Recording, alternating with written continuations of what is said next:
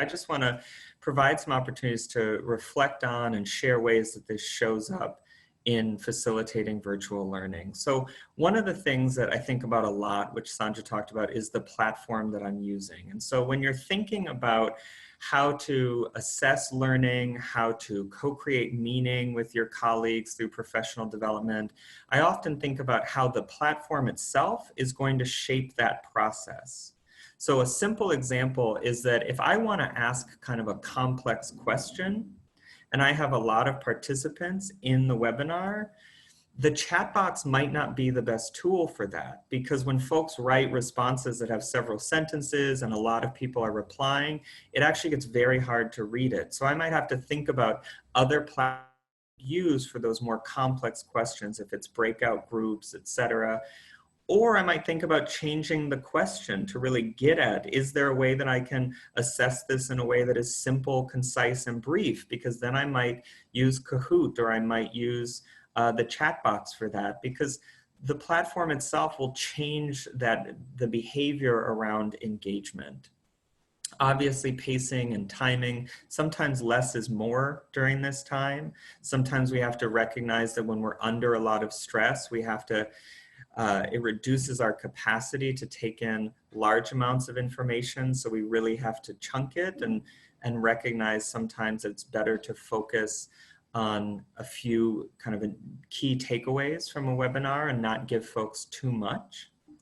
I also try to cue participants for opportunities that are about to happen during the webinar to participate. So in other words, in a moment, I'm going to be asking a question about this. And so it gives folks some time for some pre-thinking, and it also lets them know that there are going to be opportunities for participation spaced throughout the webinar. When addressing cognitive engagement, I think it's critical to be thinking about the learning intentions and success criteria for that webinar, and knowing what are the things that I want folks to take away, because it's important that our conversations and our communication right now is connected, clear, and concise, because many of us are getting overwhelmed by thousands of emails right now and text messages and Zoom meetings. And so recognizing what are those key takeaways that I want to continue to come back to make sure that they land with my colleagues and that we're on the same page. And then once I've kind of created my slide deck, I then go through and think about, well, what's the key takeaway for each slide? Because the thing that's interesting about webinars is that based on the chat box conversation, you can ask a question and it can start to evolve in a direction you hadn't even anticipated. And so sometimes you have to learn how to work with that and also know, well, what's the thing that I really want to also come back to and make sure that it's resonating with folks and that we're walking away with the same takeaways and folks aren't left in a million different destinations based on some of the questions we're asking, that we find a way to come back to the key takeaways for each slide or each section of our webinar presentation. I then look to provide a variety of ways to represent learning, whether it's videos, images, posing different questions, real world problems or scenarios. One of the most challenging webinars I've done so far was I facilitated a Tier 3 meeting on providing Tier 3 social, emotional, and behavioral supports for students, and we did that live via webinar. And it was challenging, but it was also exciting because it was very applicable to folks' real life work and practice. And so having those scenarios and those problems that connect directly to the challenges folks face in their work obviously helps to increase engagement.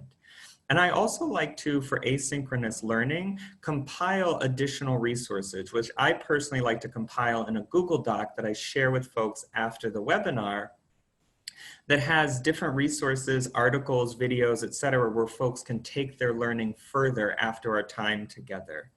And then finally, emotional engagement. And because so much of the work I do is trauma-informed work and is about building educator and student resilience, my work is deeply emotional. And I think that all of us kind of have to attend to that during this time. So as I mentioned, communication that's connected, clear, and concise. I always start with some connection activity, asking folks to check in, just taking the emotional temperature of where folks are at.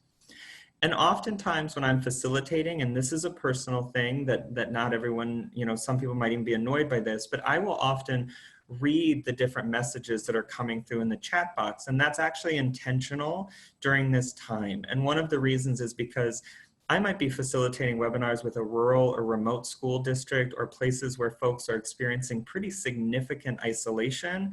And sometimes it's actually powerful to just hear another human being echoing what you just said.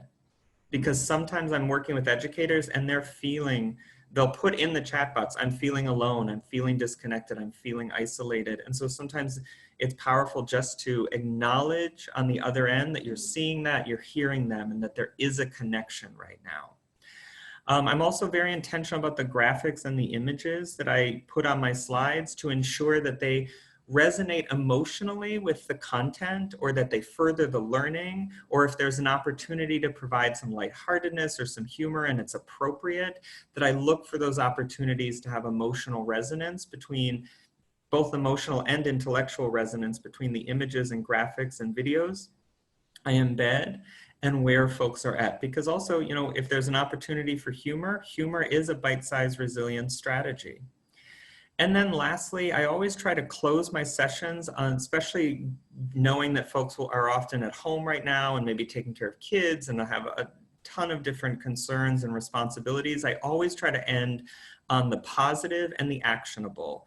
So I always try to close it with what folks can do, what a key takeaway is, some activity.